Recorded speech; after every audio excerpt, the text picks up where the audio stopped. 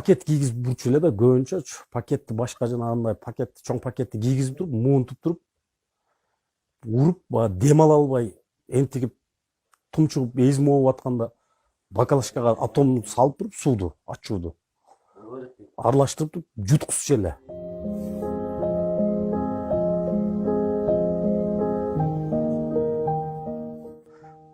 Колумду наручникти аркага салып туруп чөкөлөтүп отургузуп туруп бутума ремень менен байлап шыпырып алып азыр мен сен арка жагыңа дубинканы тыгам анан айтып бересиң мага баардыгын депчи. Мен астында сен бир сүйлөгениң ырдап беришиң керек мага. Мен ушу болгон нерсени болгондой мойнуң алган нерсени шатыратып айтып беришиң керек деп дубинканы алып алып аркаларыма сайгылашып булар ыразак кылбаган нерсени кылышкан да.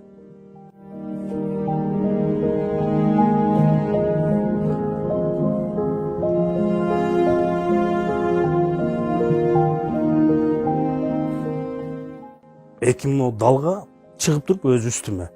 Ал өзү бир 90 килодон нары эле да. Колду наручникти паровой отопленияга байлачу эле кошуп салып туруп. Чөкөлөтүп отургузуп туруп, экимиң далга чыгып алып үстүмө секирип, беттерге турган жеринде бетиме тепчү эле да. Патинкаларым өп деген күндөрү ham болгон да. Патинкаларына кечин өптүргөн да.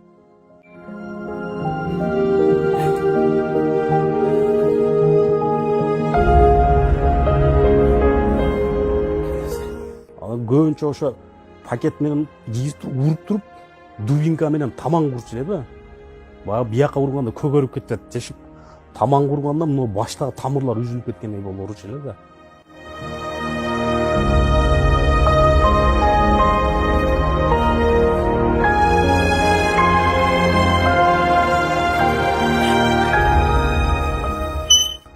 Ивестин ичинде жанагындай бүдүр дубалга жетелеп кетишип атканда тепкенде баягы дубал түшкөндө могу тери эмнеде моундай болуп ачылып калган.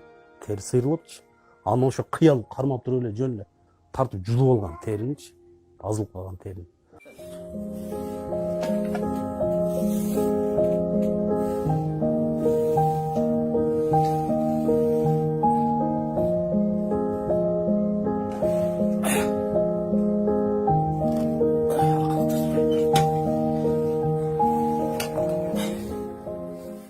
Он эки күндө 14 мал мойнума илишкен да, уруп тепкиге алышымчы.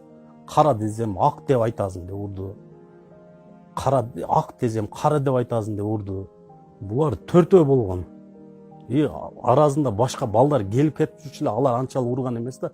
Эң жанагысы ошо Момун болгон Добулбеков. Кыялдын фамилиясын билбейм. Жолдош. Анан нештатный бирөө болгон.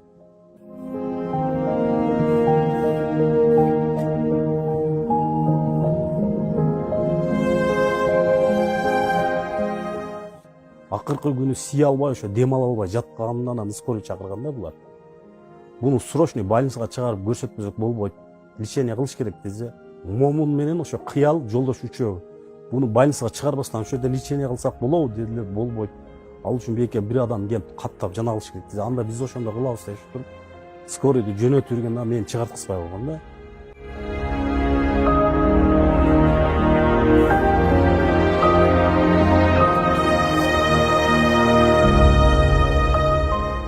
Өткөндө булар мен апамдын өлүгүнө да чыгарткызбаган да.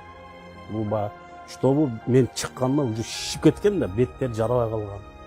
Белден ылдый иште буттарым баспай калган, бөйрөктөрүм баспай калган да. Булар ошол маалда бул туугандарына, үй бүлөсүнө көрсөтпөш максатында Ивестен чыгарткызбаган да мени.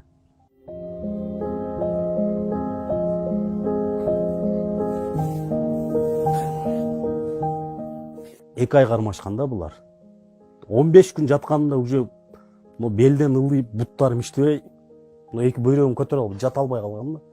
Ошо капталдап сүйөнүп жата турган болупчу. Милиция Ивестен чыкканымда омурткам доң коюп турчу эле да. Мен буну ар жанага көрсөтүп чыктым да, жанагындай бел салгычка, тааптарга көрсөттүм. Укалатып жүрүм. Көрсө ошондой эле омуртканы баягы эки омуртка ортосунда турган кемирчекти сындырып таштаган экен буларчы.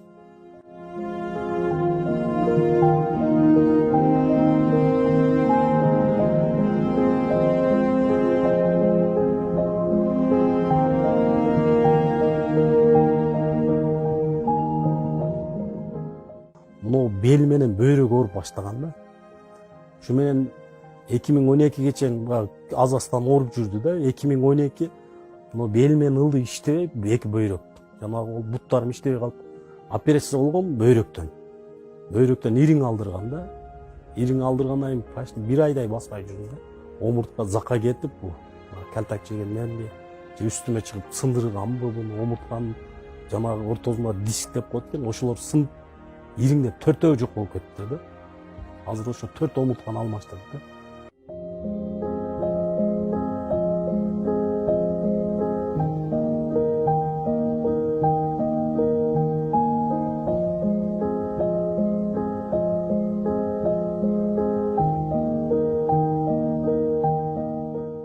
В отношении Чинабекова после принятия органами прокуратуры отказа в возбуждении уголовного дела по факту пыток мы обратились в суд первой инстанции, Аксайский районный суд, который признал решение прокуратуры законным, что пыток не было.